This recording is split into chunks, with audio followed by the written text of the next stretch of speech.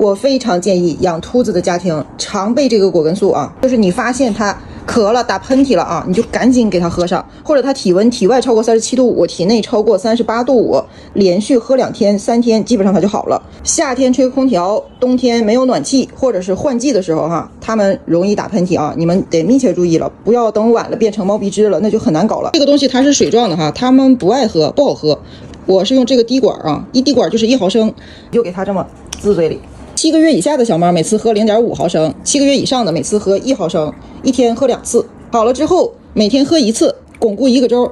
这个滴管是哪来的哈？是我们这个谷氨舒喝完了，给猫灌个药啊，灌个水呀，不爱喝水的啊，可好使了。一滴管就是1毫升，你就不用量了。这东西哈，它真不贵，咱们养猫，尤其是有秃子的家庭，真应该备上，别等到时候需要的时候还得等快递。